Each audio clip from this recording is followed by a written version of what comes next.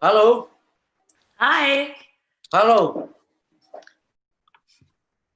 Wait, Annan? Yeah. Just a second. I hear you. Ich kann dich jetzt hören. Okay. Okay. Here we are. So yeah, let's just start. Thank you for Andrea Linnenkohl for your time to join us this evening as the host and storyteller of Walkie Talkie, the session 4. So Walkie Talkie is a hanging out, telling stories, conducted by us, Ruang Rupa, to connect with some friends where proximity doesn't refer to something geographical or physical. It's about stories on what it means to work and to live together. And this session 4 is Andrea Linnenkohl, our friend, who's the host, both the host and the storyteller. So, and during the briefing a couple of days ago, she said that she would invite somebody that she has been working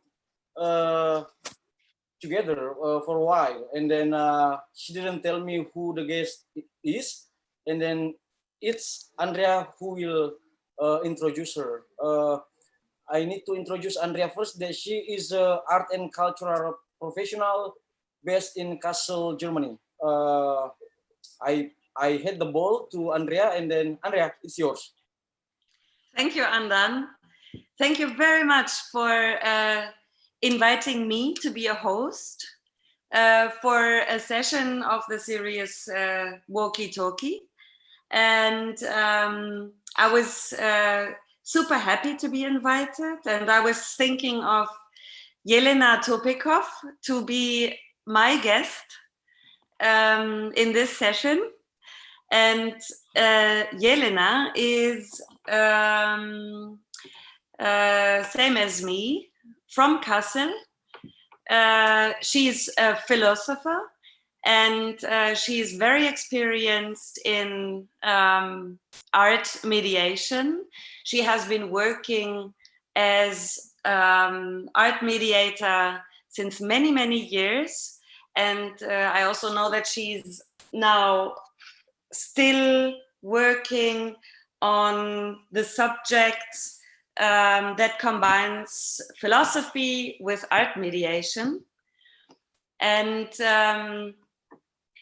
I thought that we use this session to speak about the place where we live, Kassel, to speak about art mediation in general, but also art mediation in particular in Kassel, where Documenta is taking place every 5 years, and where there is also a Kunsthalle, which is named Fridericianum, where is a Kunstverein, the Kasseler Kunstverein, and where many more locations and venues where art is actually on show. And yeah, maybe we can combine all this a little bit. Jelena, thank you so much to be here today. This is really great. I'm super, super happy. And on a personal note, I know Jelena since the moment I actually moved to Kassel, which was 14 years ago already. And since then, here and there, our ways have been crossed. Yeah. On a professional basis and also privately. So, Jelena. We've known each other since I was 14 or something. Yeah. Time goes by. Yeah, exactly. I thought I might start with a little story, as this hangout session is about storytelling. I thought I might start with a story that is actually related to my professional life, and which is also related to art mediation, which is very important to say that I'm not an art mediator at all. I am always interested in all kinds of theories of art mediation, as I think this is art mediation is such an important subject in the context of art exhibitions, but I also think that theories and questions around art mediation without art are also interesting, even though I'm not able to actually speak about any theories about it. So, but coming back to the story with which I would like to start our conversation, Jelena, is I have been working as curatorial assistant, also as curator, but especially in the role as curatorial assistant, I have been asked by a director of an exhibition space to do curatorial tours. I remember that. Yeah. Huh? I remember. You remember? And I remember the director. Yeah. Yeah. And these curatorial tours we usually did like the day after an opening of an exhibition, and they were very good visited. So actually, in this context, which is not a documenta context, tours and art mediation, let's say, events, projects, and so ever were like visited, but not as good visited as the curatorial tour. And this is something very interesting to experience, because the question is why, actually. The specialists and the experts, they are doing the, let's say, professional guided tours. We can also speak about the word guided tours, if this is like the correct term or not. But there were even more visitors interested in the curatorial tours. And I thought, I always ask myself why. And of course, I noticed that the guests and visitors thought that we might have more knowledge than the art mediators, which is strange, because we definitely did not have any better or other knowledge. Maybe other knowledge, but we were definitely not the better mediators. So the questions is like, do visitors and guests of exhibitions make differences between the ones they are talking to, and why, if this might be the case, why? And I know, Jelena, that you are busy with exactly this kind of topic and with this subject. And before diving deep into this, my question to you is that I guess so? you understand. Yeah, you understand this situation, no? Yeah, I do, and I'm working on stuff like that a bit differently, but I think that happens out of insecurities, because not insecurities per se, but I do believe, and I do believe that I can make that claim given how many guided tours I already did in my life. But we have something in common there. I never understood myself as an art educator or as an art mediator, but more as someone who does that. I would never claim to be an art educator. I didn't study that. I studied philosophy and art history. Yeah, but I would never say I'm an art educator. But that's how I make my money. So we have that in common.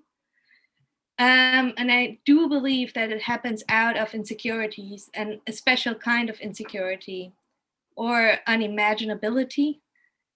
I do think that the common visitor of a museum, of an exhibition, especially when it comes to contemporary art, cannot really imagine what it like. They have no imagination or concepts about what actually they're seeking out to do or seeking out to know, what can be known about an art object or about a concept.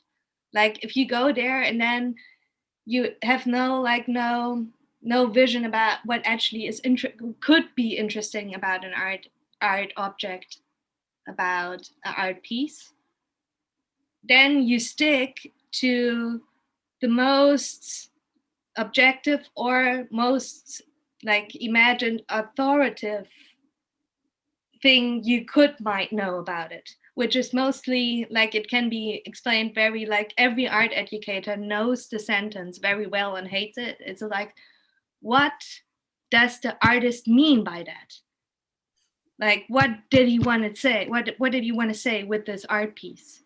And if you only believe that what the artist thought about it is the only thing you can know or understand about an art object, then you're missing out a lot. Yeah, like maybe for example, often I'm not really interested in what the artist had to say, or I'm more interested if it's like it's a concept, it makes a systematic point, I can draw a connection to some developments in the art world or to real life, or I understand a theory or a phenomenon better than before through an art piece as through a text.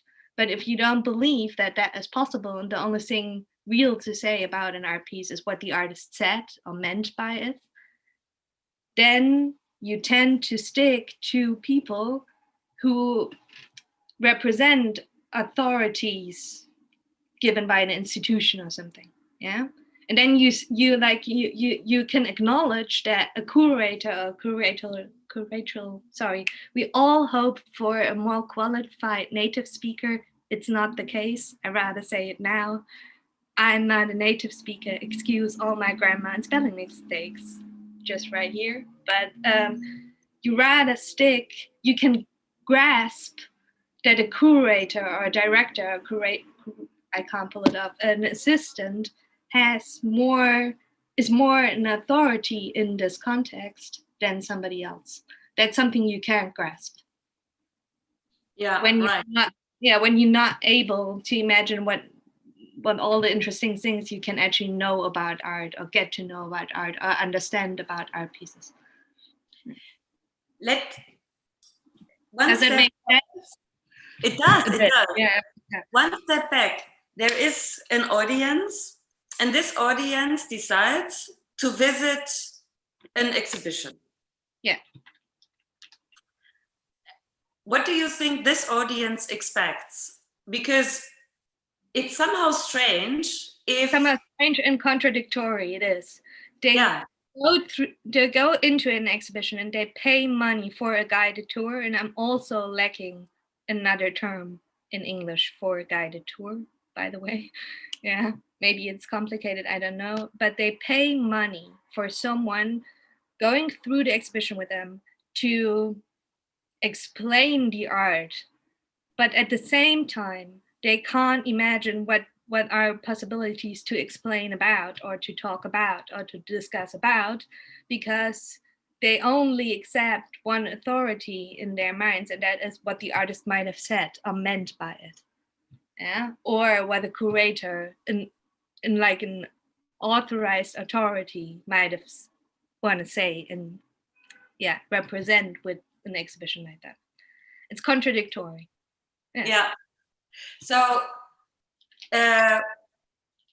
with what you've just said, we have a lot to do with authorities and with hierarchies, I understand. Yeah. And that this also means that, to put it like clearly now, that the visitor seems to be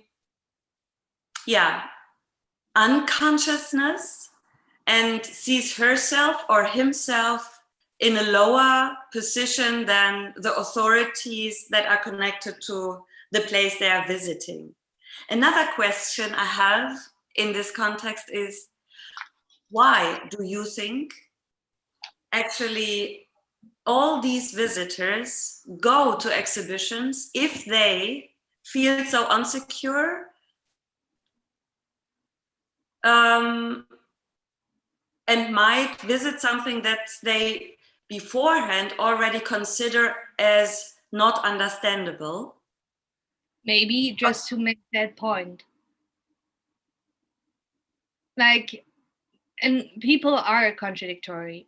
Maybe they have an idea of what is good culture or something good to do, like going to the theater, going to an exhibition. But it's like, I don't know.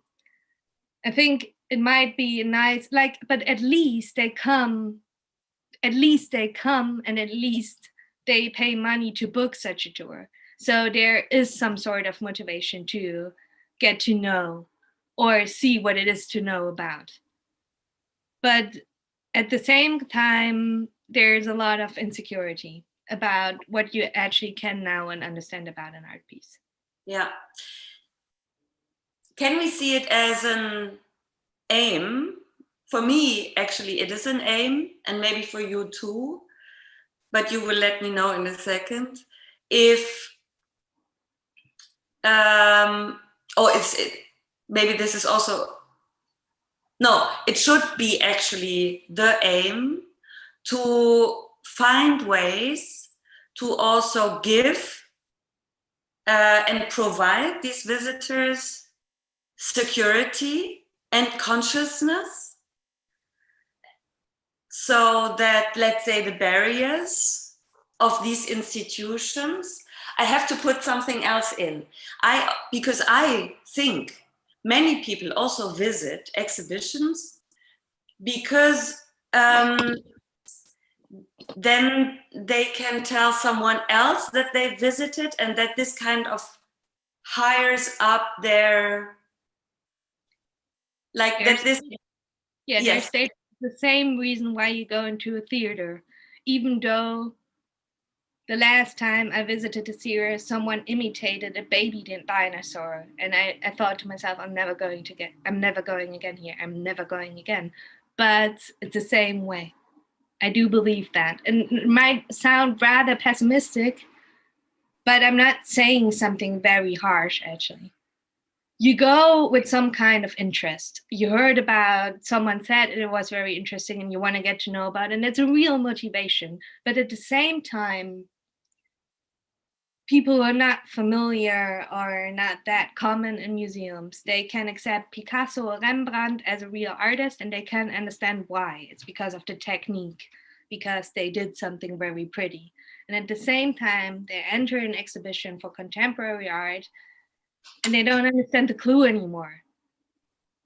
They're not familiar with terms about like conceptual art is. And they all come with a motivation which is admirable, and which I also believe is the main point of art education per se. You try with someone who could never imagine that something that isn't Rembrandt, isn't really art, but was still interested enough to come into the museum to see this exhibition out of whatever reason, yeah, you try to make it easier for him. For example, I did in BA, I wouldn't say like I I did a BA in Kassel in something that like it's called art science, but it basically was art history or something closer to that. Yeah. And when someone enters rather clueless, or also with all these other reactions like disgust, not able to understand, it's not a picture, it's a video, it's a photography, why is that art, or something like that.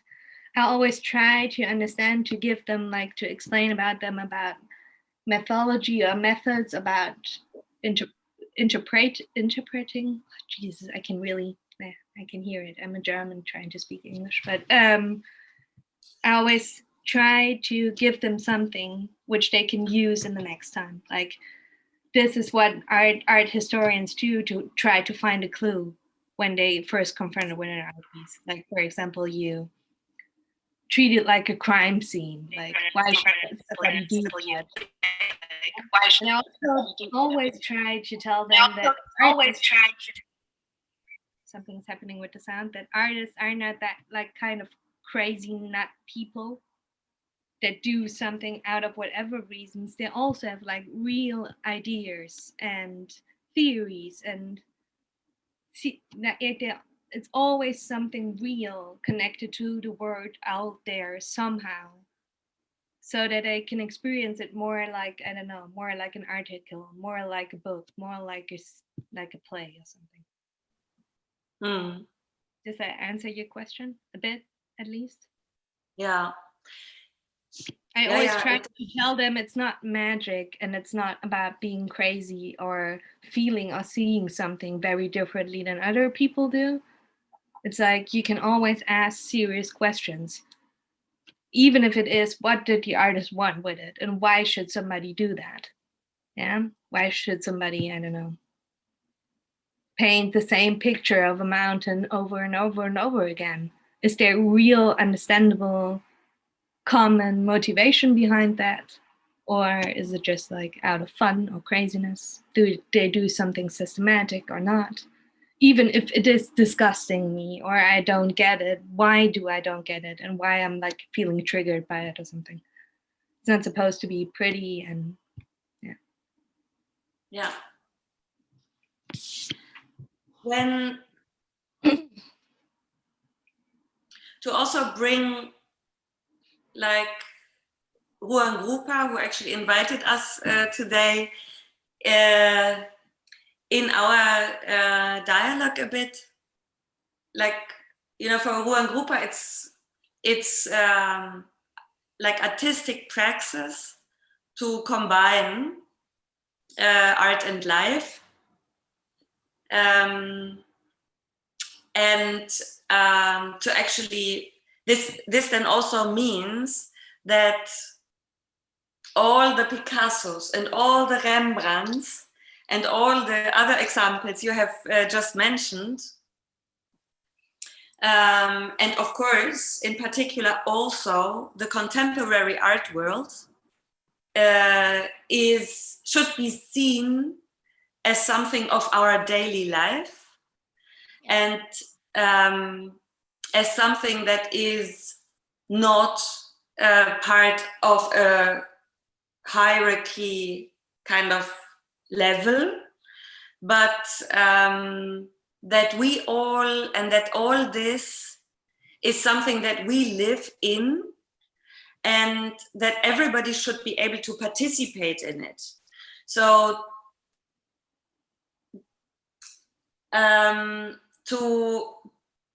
I think the many ways of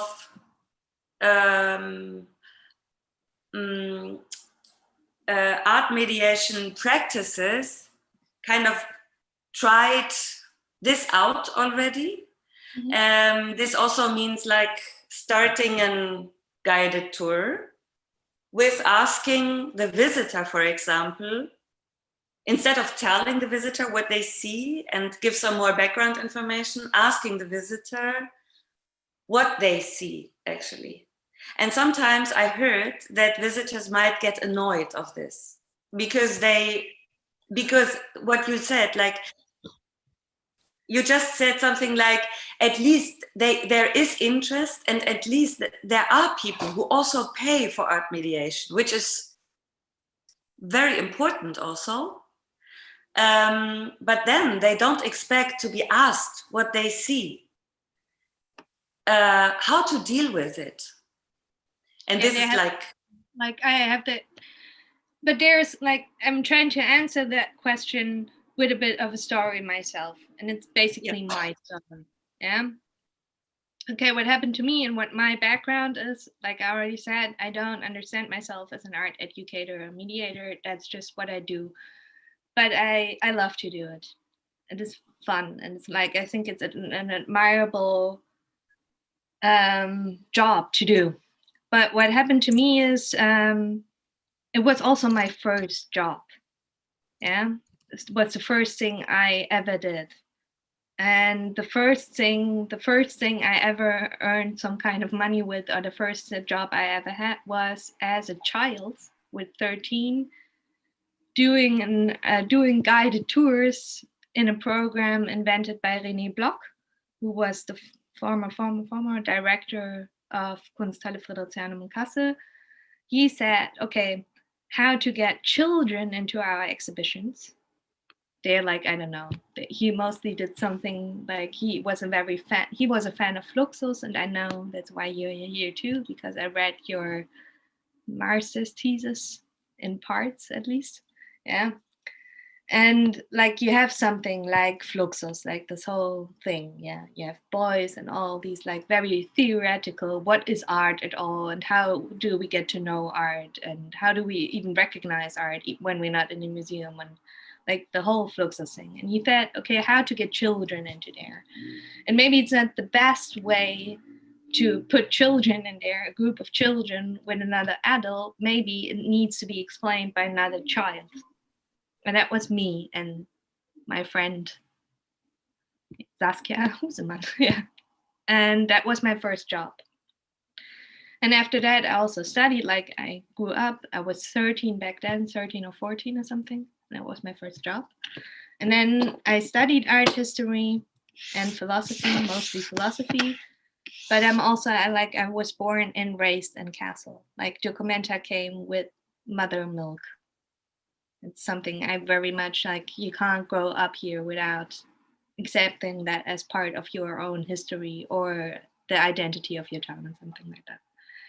And then I applied for doing guided tours, which were named differently back then, as always, with new Documenta, new education concepts and names for the things. And then I applied for Documenta 13, doing guided tours.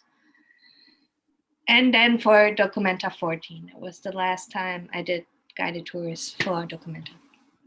And at Documenta 14, I already studied philosophy, and I came across a philosopher named Miranda Fricker, and she distinguishes two, like, to make it very simple, she distinguishes two kinds of genuine epistemic injustice. And when you hear something like epistemic injustice, you might think it's about, I don't know, money and school or access to information or something, but she very much thinks it's something differently. One kind of epistemic injustice she distinguishes as a phenomenon in the world is something she calls testimonial injustice. And it's basically when prejudice, if you get me, in a hearer causes him or her to give a deflated level of credibility to a speaker. That's what testimonial injustice is. And she also makes a very, very valid and solid point about these prejudice in hearers are not something, need not to be very something conscious. It can also be in implicit biases or something. You need not to be racist to not believe a Black person. But we live in a culture and in a structure where you nonetheless, even though you don't have any racist beliefs or sexist beliefs, you nonetheless give a little bit of less credibility, for example, to a tiny girl who looks very young. Yeah. And then Documenta 14 happened, and I basically thought, yeah, fuck, that's what's happening here. That is what is happening. It happened to me before, I'm so sure. And I did it before. Like, I committed testimonial injustice to someone else. And to really grasp the whole thing, even though there's not much time to explain like this whole philosophical theory here, or this phenomenon, there's also another kind of epistemic injustice, which you call hermeneutical injustice, but that would go too far, is that if you treat someone like that, if you give someone less credibility than otherwise you would have without some implicit biases or prejudice, I don't know, yeah, changing your perception of someone or of someone's credibility, yeah, then it's basically like hitting him or her in the face, because you undermine someone's rationality, because you don't accept him or her as a giver of knowledge. And if that's her point, it's like, if knowledge, having knowledge and being an informer and giving knowledge to other people is basically what makes us human, what distinguishes us from everybody else, what makes us rational, then undermining someone in that very capacity to give knowledge without whatever reason, yeah, then you undermine him as a human being in his rationality. That's her whole point. And her examples for that is, like, she has always examples from literature, is now I don't like, one is like How to Kill a Mockingbird, what happened to Tom Robinson in this very famous story. There's a really racist jury who doesn't believe him.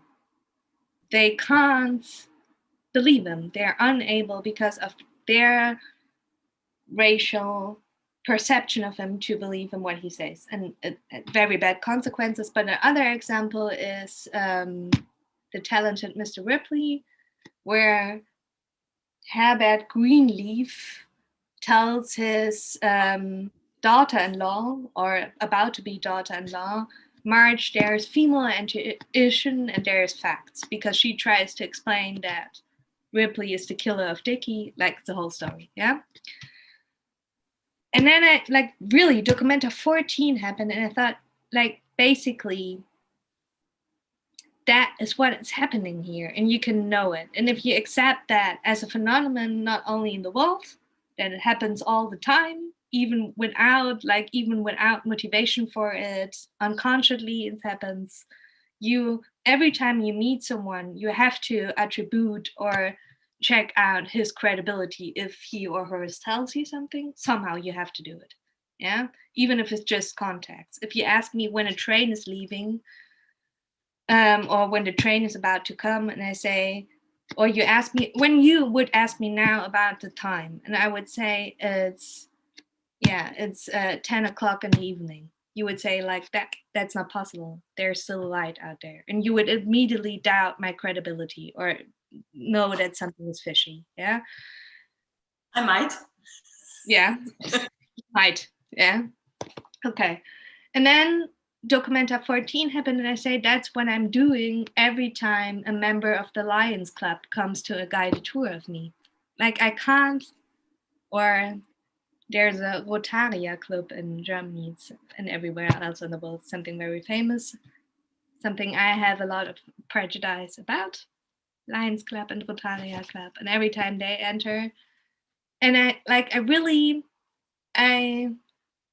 gave them a level, like a deflated level of credibility when I'm trying to discuss with them about art. And sometimes people surprise you. That's one example when, like, I'm sure I committed testimony injustice.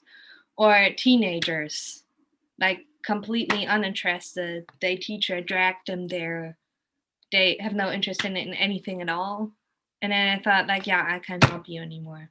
There's nothing I could accept from you that you could possibly say could be interesting for me. Like not consciously, probably, maybe sometimes. And other times I really realized that happened to me as, for example, I remember very well Documenta 14. And I did a guided tour and I talked about something, a word I can never pull of in English, so please forgive me. I talked about iconography. Sounds like I'm saying pornography, but it's not. Iconography. Is it right? Yeah. I talked about how something like that could, like how an iconography, now I'm really making a fool of myself, could be understood when it comes to contemporary art. So I'm in, I don't know, the Neue Galerie, Neue Galerie, and talking about this concept of art education for, I don't know, 20 minutes, and then discussing it with the group. And then at the end of the guided tour, a male white, the usual kind, like, I don't know, if I would, like, it's also pessimistic, but you, everyone knows them, yeah, tells me, it's very sweet what you did there, darling, but the next time you should learn a bit more about the democracy in Germany. And I thought, as I said, okay, I didn't say what the fuck, but I thought, what the fuck? I thought, like, what does democracy had to do with my speech on iconography, and how could it be like spelled out in contemporary art? What could be iconography in contemporary art? And then I asked him, what? Was he wanted to be asked? Or then I said, okay, could you please, in front of the whole group, could you please explain what you mean by that? And then he said, no, I don't want to, but I really advise you, darling, to learn a bit more about democracy. And I was like, okay. And then what happened basically is like he did that to me. He didn't want to answer questions, and he did it in front of the whole group. And I could promise you, I kind of prove it, of course, but I could promise you every single person in this whole group started to doubt me somehow, or thought, oh shit, maybe she missed out. Or, yeah. And I do believe that the basic translation of this, some sort of microaggression against me or something, yeah, was, young girl, what can you actually, like, maybe you felt provoked about something, yeah.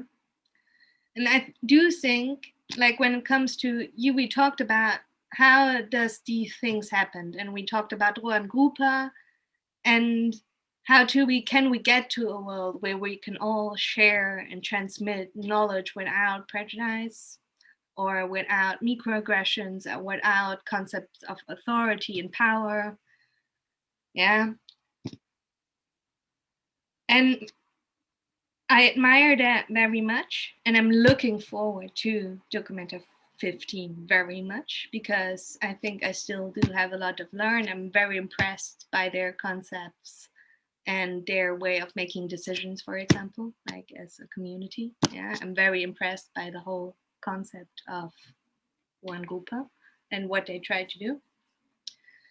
But for me, for example, we do not live in this world yet. We don't. We simply don't. But one step for me to get to a better grasp of what was happening in these guided tours, with what I committed, what happened to me, was to have this phenomenon at hand and understanding what happens there. Because of course, after this guided tour, for example, I went out and thought like, yeah, fuck. What did he mean by that? I immediately started doubting myself. Should I have said something more about democracy in Germany? And still no clue what that had to do with what we talked about. Yeah. But I doubted myself and I felt insecure. But it helped me, and it also helps to have a wording or a phenomenon you can grasp in these sorts of situations to understand what is happening there, what probably has nothing to do with which knowledge is actually transmitted, and what people are actually telling each other. It's more about, I don't know, power or authority, or how you have to imagine that someone actually has the expertise to tell you something. You have to believe that this person is competent and sincere to give him credibility. Yeah. And it really helped me. And then when we tell, like, the whole thing is about telling stories, and it's something I really did do to get to a place where there's a more objective and about telling and getting to know and understanding each other atmosphere. It helped me to have this concept at hand and to work with it, but it also changed my way of going into the situations. I developed tricks to, I wouldn't say to trick people, that makes me sound harsh, but for example, it's not the case. I'm I don't know, 1 meter 50 centimeters or something more, not very much more. I look so much younger than I am, and I'm a woman. And if I just would ignore that fact and then say, for example, like, people are going to believe me because I'm telling them what I know and what is the truth and what is interesting about the art pieces or the curatorial aspect or this exhibition, and they would just see that that is the truth and nothing else, no social differences, then I would lie to myself. So I developed tricks that some sort of situations don't happen to me anymore. For example, I know how I look and I know my name. The countless situations of where I introduced myself as Jelena Tupikov, and people after a guided tour, came to me and said, "Oh, your German is so good already. That's admirable. Where from Russia are you actually from? Where did you study? Or how old are you, by the way?" And I can skip all that by introducing myself as, for example, as Jelena Tupikov, and then I always make a joke and say, "I'm so much older than I look like." And never happened to me again, because every male, white, arrogant person in there, they're really starting to doubt. Like, even though it's clear I'm not 60, they start to think, shit, she could be exceptionally older than she looks like, and they get irritated. And it's not that I'm tiny and that I look young is not such an issue anymore. For example, something like that. And that's a sort of storytelling. So that was a really long speech. I'm sorry, but that's That's what I do. Yeah. Like, right now, I'm writing my master's thesis about epistemic injustice in and contemporary art education. I'm so happy that you brought this up, and I can immediately second this, even though I have never been working as in the mediation field. But when I was actually giving tours, the so-called curatorial tours I was speaking about earlier, together with the director, then also it was like very often the case that the visitors tried to become part of his group walking through the exhibition, rather than going with me, for the same reasons that you just said. So it was even important that the director, who was male and white, actually needed to say, like, she is doing this as good as I am. Please, let's divide the group in two. And it would be much nicer for everybody to be like in a smaller group. Yeah. So, and because he said this, I think so. Yeah, but also, like, imagine you entering a field, whatever it is, like, I don't know, some sort of science, physics, like, you don't know anything about that. You don't know how they make decisions, how value judgments are made. You don't have any like skills or tools to make a qualified physics, mathematics value judgment when you like maybe read a text or a paper about some special theory. Imagine that. But you can still grasp that someone is an expert about physics. That's a concept you can grasp. You can identify an expert. Yeah. And yet now imagine being a visitor, not very familiar with contemporary art or the last 100 years of what happened in art. Yeah, something never heard about. I don't know.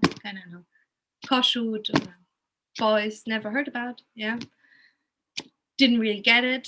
Crazy, not people, artist people. And then you enter an exhibition, but you see that within this context of institution, someone has the authority. You can grasp what a director is or what a curator is, or at least that it is a person with authority, and then you give them also, you also accept their epistemic authority, even though you don't know, you have not the slightest clue how this authority, this epistemic authority when it comes to art is actually made and differentiated. And I still do believe that, not in every case, maybe I like sometimes you always win people over, and it would be too harsh and too simple to say that male white people have nothing to say anymore and that they get the credibility right away, they don't have any, like, that's too simple, and that's not the world I'm living either. But I still do believe that when you put like the same thing, when you put like 30 people in front of me in the museum and they have to make a decision of either walking with the curator or the director, which in this time is also a male white person, yeah, they would rather go with him than with me. Yeah, probably. And I can feel and I can see when they doubt me. And then you develop tricks to, I don't know, confuse them or don't make them doubt you so much. But it's still the same thing. It's like after a guided tour, when I ask myself, when the only feedback is, your German is so very good. Jesus, and where in Russia are you from? Are you from actually? Yeah? Just because of my name, then I do ask myself, is there something else besides that I see, like that they acknowledge that I can, I don't know, speak German very well? Yeah. There's something in the guided tour they actually took with them, some sort of information, clue, and understanding about the artist, the art pieces, or something else? Or is there just like some sort, like, yeah, it has something to do with the credibility you subscribe to someone. It just has. And I ask myself that. If the only thing you can say is your German is very good and where in Russia you are from, what actually happened in the last hour and what you took, what might have a person like that took from there. I don't know. I do. Yeah. What you say raises so many questions. It's and in particular, it raises questions that, in the sense of how to find ways to be really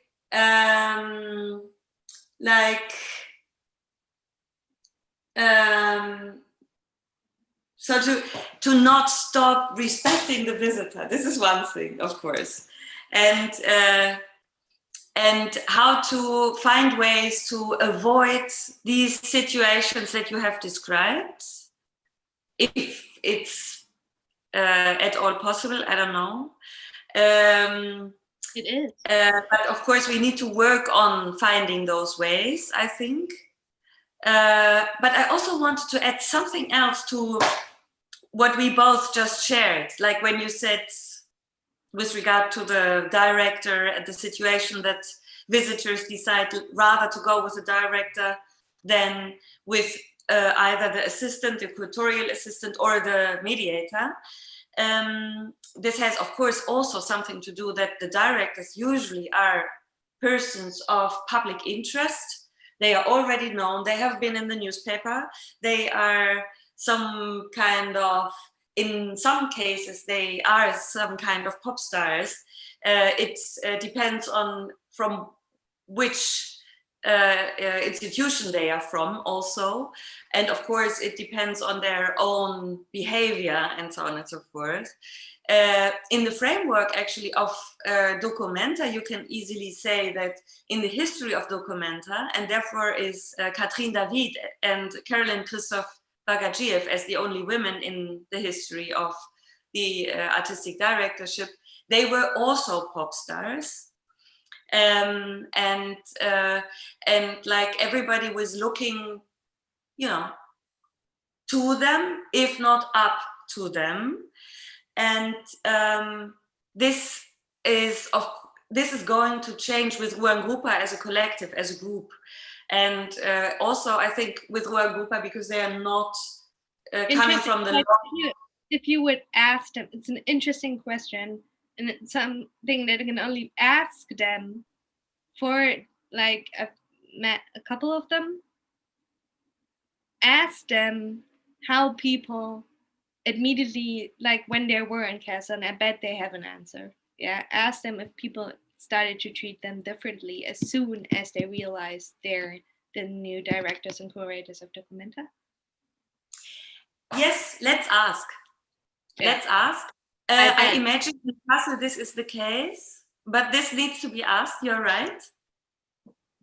And maybe somewhere else too, yes, right.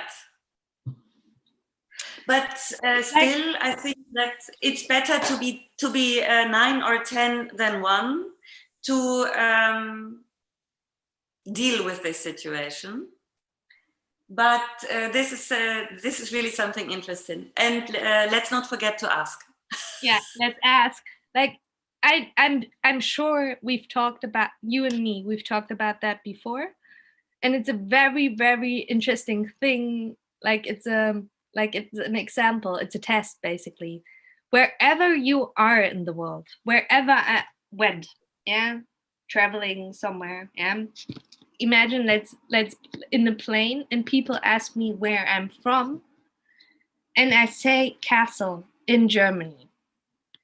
It's either, oh yeah, Kassel Documenta, and you immediately know the person in front of you has something to do with art, is at least basically interested, or is somewhere from the art world, because they immediately ask about Documenta, or no, it's Documenta, or they say Kassel, and you have to say, yeah, it's near Frankfurt. But you know, just by saying I'm from Kassel, or I live there, when the people ask about Documenta right away, you know they are somehow involved in the art world. And otherwise they have no clue where this tiny town is. And you have to explain it's near Frankfurt. Yeah. But ask Ruangrupa. I do believe that every time they say I'm from Documenta, people start to also treat them differently in a bit of pop star. Or the tons and tons of curators in the making, artists, immediately try to get to know them. Yeah, I bet. Yeah. But I can, I remember the last curator of Documenta 14, and yeah, he was like, he's here. The pop star is here somewhere. Yeah, I remember that. Yeah. This was also the case with Caroline, actually, and also with Roger and Ruth. It was also like people tried to find out where they live. We're totally excited to see. 12, I was 19, and I didn't it's the first real Documenta I remember very vividly, but I was still in school, so I got to know them. Also because their children went to my school, but I didn't experience that at the time, the pop star thingy, because I was. I'm sure this has something to do with age. Yeah. Yeah. So this is not exactly what you are working on at the moment, but it is part of the entire theory, I would say. Like the artistic directorship, the artistic director of a documenta is seen as someone like with a lot of knowledge, with a lot of power, with a lot of influence. Maybe there could be a case made why a figure like that or a group like that has a lot of authority or power, or their experience very interesting. But I do think maybe a case could be made like that, but it also has something to do with Castle and the history of Documenta, for example, and the art world. It's still the biggest job, and as soon as you are somehow involved in the art world, even if you're just in a tiny gallery in Buxtehude, you think, yeah, you can grasp that's an insane job to do, a Documenta. It's an insane job, but it's a huge, and of course people who are that interesting even within the art world are experienced more cool, or we are all human. They are a bit more, it's more like a pop star phenomenon than I would say something with authority per se. Because as soon as you ask yourself, do I really want to be as I am, the only one person, even with a career or whatever, do I want to be the voice? Or is it even possible as one person in this world to give a very holistic, a very honest picture about what contemporary art is about in these days, or heading somewhere? It's an insane job. Nobody really sane would say, yeah, that's the job I want to do. It's like going to the moon or something. Yeah. And then if you say and then also maybe about, yeah, fuck, she or he is doing it, or the group is doing it, like give a perspective on contemporary art and the world we are living. And it takes guts. So maybe they're also cool because it's an insane job and it takes guts. Sure, and I think it's for everybody, like for Ruangrupa now, but also for all the ones who have been there before. Of course, always something like a try, and there was always the idea of changing direction also a bit. It's not about fulfilling expectations, and I think if this should be actually the aim, kind of to fulfill these kind of expectations, this would be really crazy. And they all try to invent the real a little differently. If you really honest, yeah, why not? Still, like, even if that's the case, it takes a lot of guts. Like, for example, as soon as you start to work in a field or in a museum, people always think like, yeah, what these people do, they're deciding for some interesting artists, and then they get the pictures and then they hang them up and that's it. But as soon as you start to work in a museum or in a gallery or something else, you know what what a job it is and how many steps need to be taken to come to a real exhibition. How many steps, decisions, ideas, discussions, how many people are involved? Architects, assistants, I can't pull it off. Curatorial Assistant? Ja, ich kann kuratorische Assistenten nicht auf Englisch sagen, ich weiß nicht mehr. Genau, yeah.